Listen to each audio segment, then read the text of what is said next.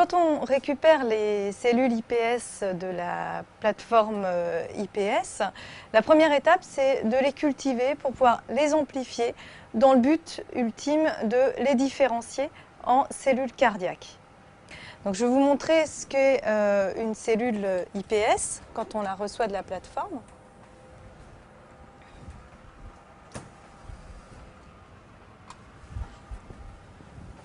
Voilà, donc ce sont des cellules qui se multiplient en petits groupes de cellules, toutes identiques les unes aux autres, et qui forment donc un groupe de cellules à bord bien délimité, et qui va pousser de cette manière-là et donc s'expandre.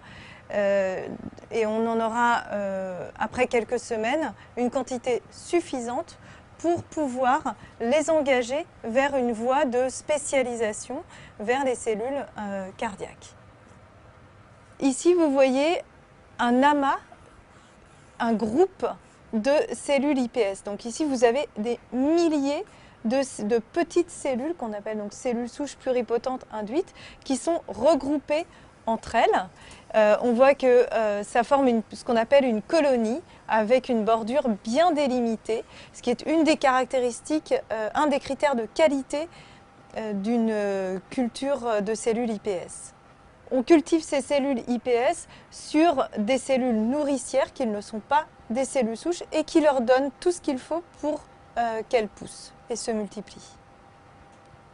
Lorsqu'on est prêt à démarrer une différenciation de ces cellules souches iPS en cellules cardiaques, on va tout d'abord les passer depuis ces cellules nourricières et les transférer sur une couche de gélatine où elles vont pousser. Donc la première étape consiste à appliquer cette gélatine dans nos puits de culture.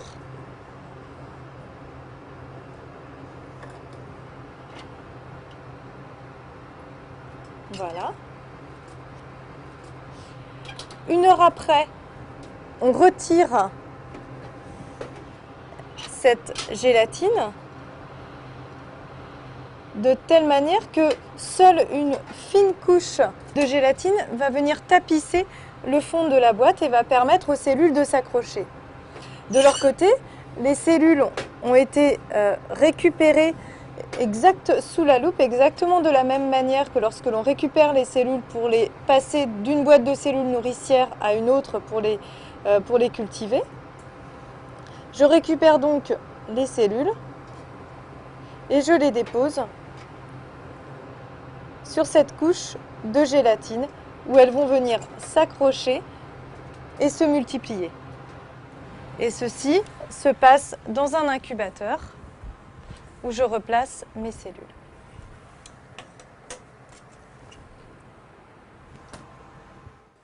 Donc après à peu près une semaine, les cellules se sont suffisamment multipliées et on en a en quantité suffisante pour pouvoir démarrer la différenciation. Donc on les récupère. Je vous rappelle qu'elles sont maintenant bien fixées au fond de la boîte. Je vais donc pouvoir retirer le milieu de culture sans retirer les cellules. Et la première étape de différenciation va consister à rajouter une couche de gélatine par-dessus ces cellules. Elles vont donc se retrouver en sandwich entre deux couches de gélatine.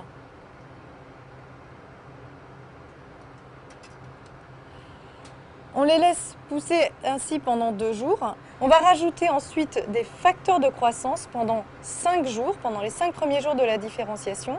Et ces facteurs de croissance miment finalement ce qui se passe pendant l'organogénèse chez l'humain. Donc ces cytokines, ces facteurs de croissance sont stockés dans le frigo à 4 degrés.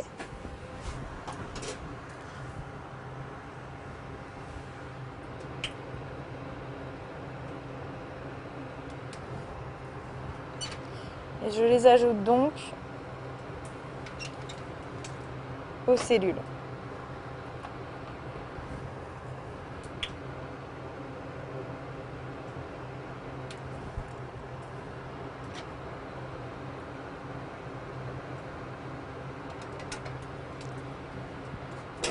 À nouveau, les cellules sont ensuite placées dans l'incubateur pendant une semaine.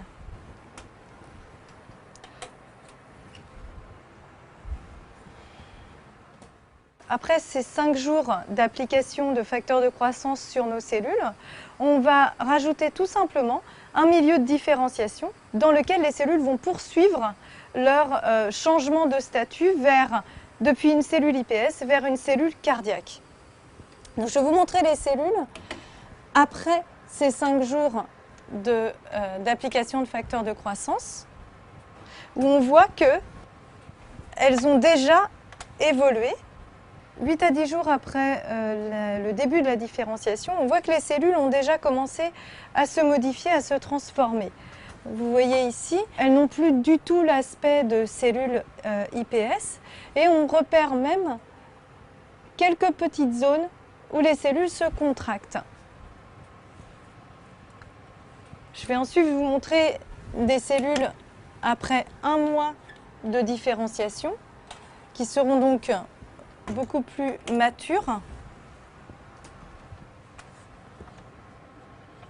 Donc on voit ici que ces cellules ont encore évolué et qu'elles se contractent d'une manière beaucoup plus intense, qu'elles sont synchronisées les unes avec les autres et qu'elles ont formé des sortes de structures tridimensionnelles qui se contractent de manière synchrone.